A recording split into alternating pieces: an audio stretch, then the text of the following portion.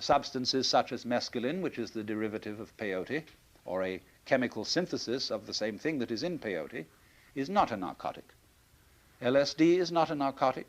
Psilocybin is not a narcotic from the mushroom, and cannabis is not a narcotic, because these substances tend to do something very different from producing sleep.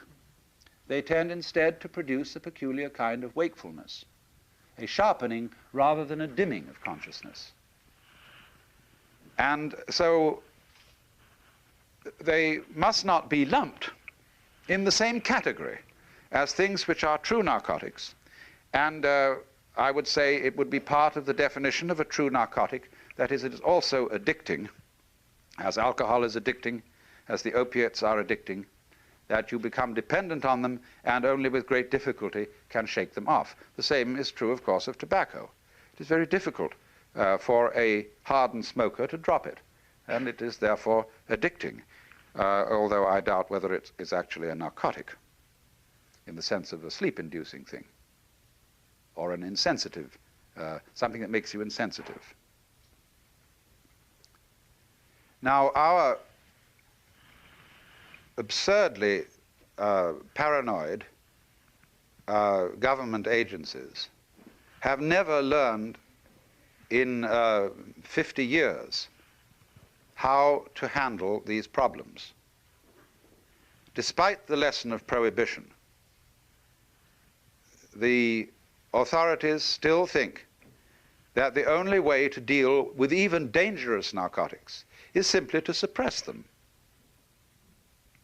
not clearly realizing that this makes them all the more attractive and that it creates an enormous crime problem which without suppression would not exist.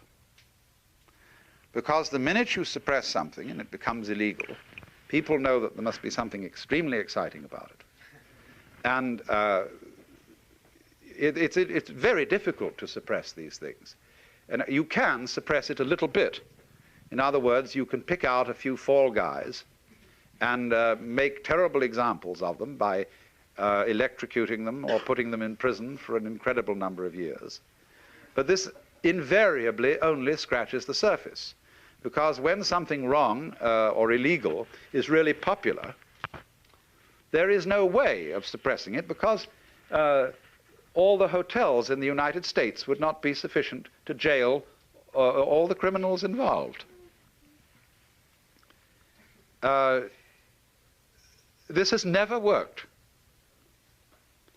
And why people don't learn from history is beyond my comprehension.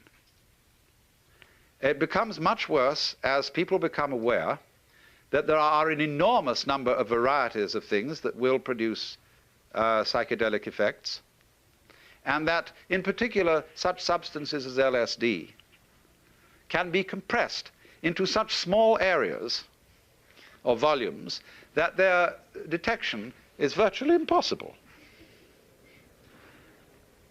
So the moment it becomes a racket and something, therefore, which organized crime can put a good price on, the possibilities of playing games with LSD are enormous. It's a real good racket.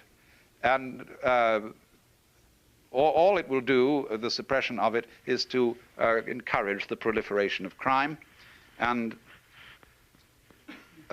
lead to total nonsense. We have never really understood what control is. We don't see the difference between controlling oneself and strangling oneself.